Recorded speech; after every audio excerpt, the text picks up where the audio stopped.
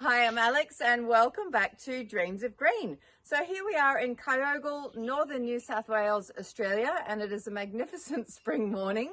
I wanted to do a follow-up video on the veggie patch because in the last video about the veggie patch, I ripped out all of the raised beds and said that I was going to redesign the system to make it a lot more functional. So I'll just go through today the major problems we had with the previous system and run you through exactly how I've redesigned it to hopefully solve all of these issues I was having.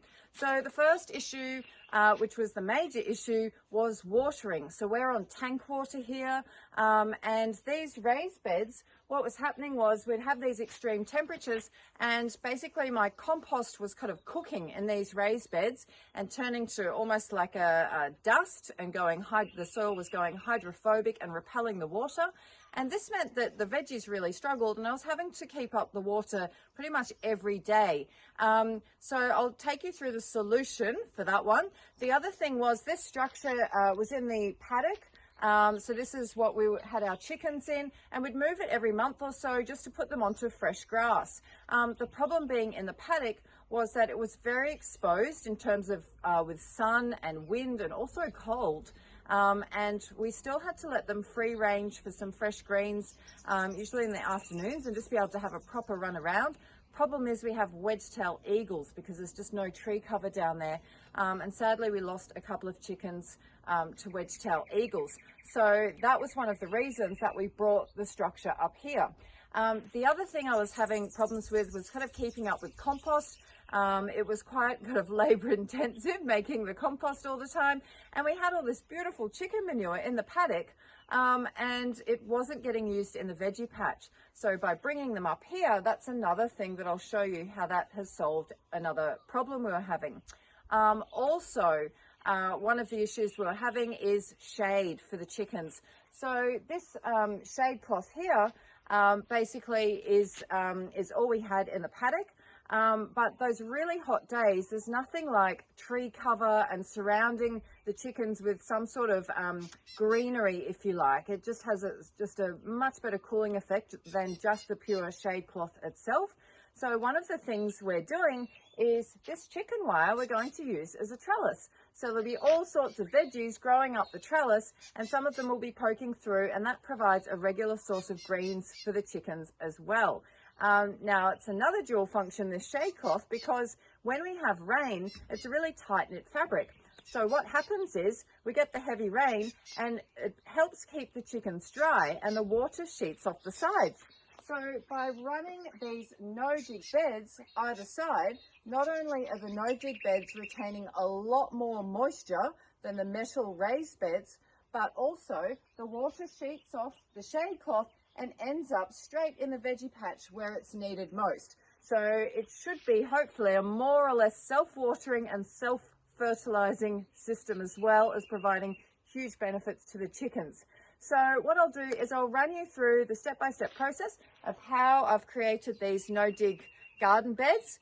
And also I'll take you through, I have kept 2 metal beds here.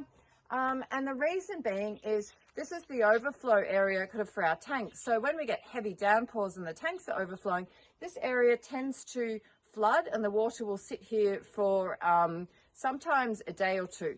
So by having the raised beds here, we can actually use them for a practical solution. Whereas if I had the veggie beds on the ground in this particular area, it's likely that veggies would get waterlogged.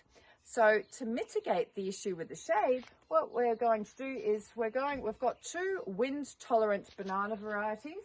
So these are Goldfinger bananas. So they're supposed to be quite wind-tolerant because this is the prevailing winds that come through here from the northeast. So I'm going to put 2 bananas. So you've got bananas, obviously they love nitrogen and they love water.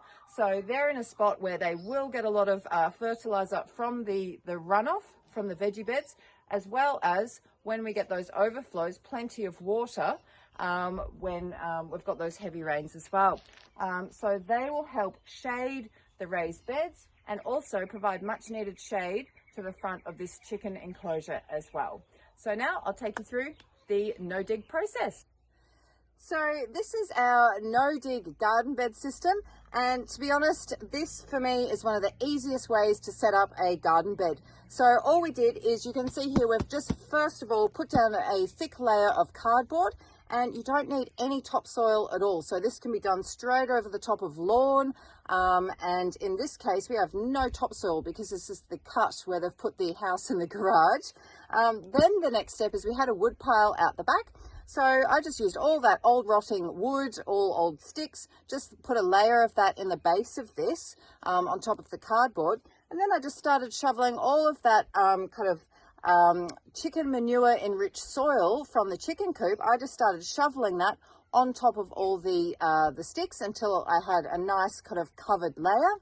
Now, because that the soil inside the chicken coop was still a little bit hydrophobic, it was good because it had the chicken manure in it, but it still needed that little bit of a boost. So I got some really good quality organic compost from a local supplier here, and I just put a really thin layer on top of that soil just to get the microbes back into the soil. And then I was just making sure I'm wetting it down with the hose each step of the way, and then I'll take you to the next step, which will be the newspaper.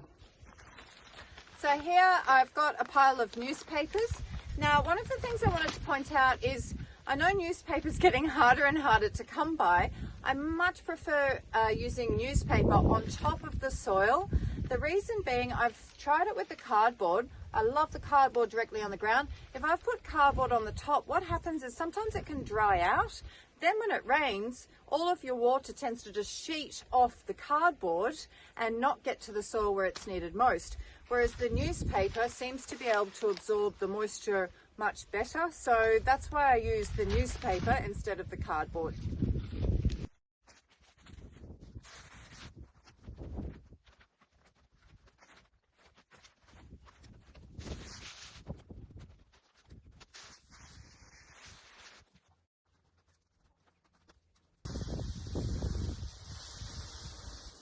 So now that we've watered down our newspaper thoroughly, I am adding on this bagged horse manure that we have collected on our drive today. Actually, I can't undo the knot with the gloves on. So this is just going to add so many microbes and nutrients to the soil. But just a disclaimer, I'm not going to plant things like lettuce or any sort of leafy vegetables that may have direct contact with the soil. This horse manure hasn't been in a hot compost to kill pathogens. Okay, so what I'm going to sow in it are things like corn, pumpkins, melons, things like that, where the produce, the edible part of the plant, is not coming in direct contact. This will be absolutely fine in a few months' time, but until then, just to be safe.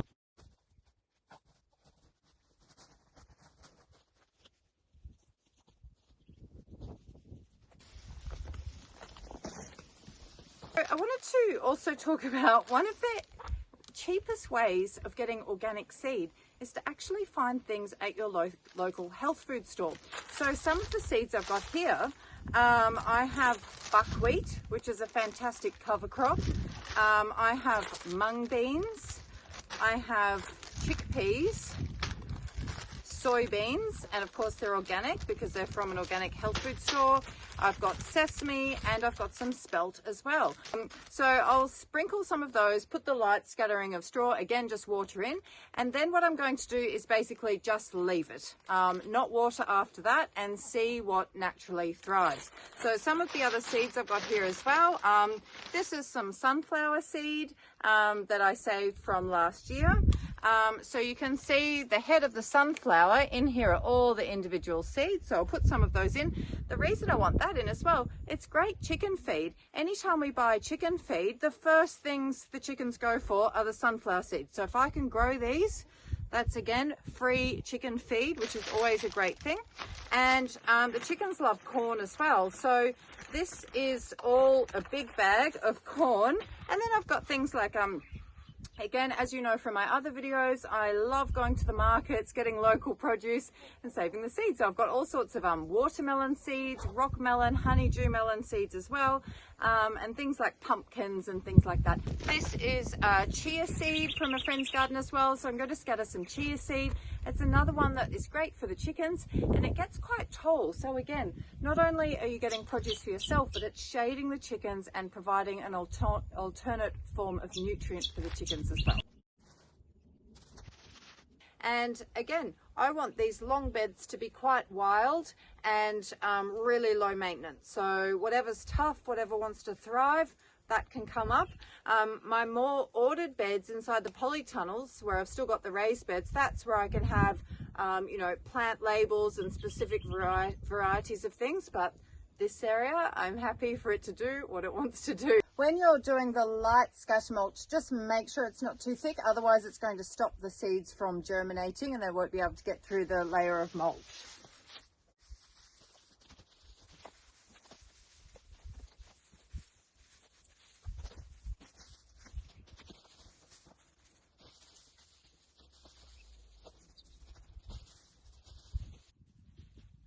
So I've just given the straw a good water in just to stop it blowing away in the wind, and I hope that gives you a good idea of how to start a no-dig garden from scratch and how to integrate the different elements of your property in together so that each is helping the other. So before we had the chickens segregated, they weren't producing usable compost for our veggie patch where we needed it most, and also they were very exposed in the paddock with no wind protection and also no sun protection except for the cover above. So this is going to produce food for us as well as food for the chickens, and also shelter for the chickens. And they're very sociable. They love interaction with us as well. So instead of having them down in the paddock, they're here having a look what we're doing in the garden. So I think it should work really well. So I'll keep you updated and let you know exactly which seeds pop up and what we're harvesting. Thank you so much for watching. And if you've enjoyed, please subscribe and share it with friends and family. And I look forward to seeing you in the next one. See you later. Bye.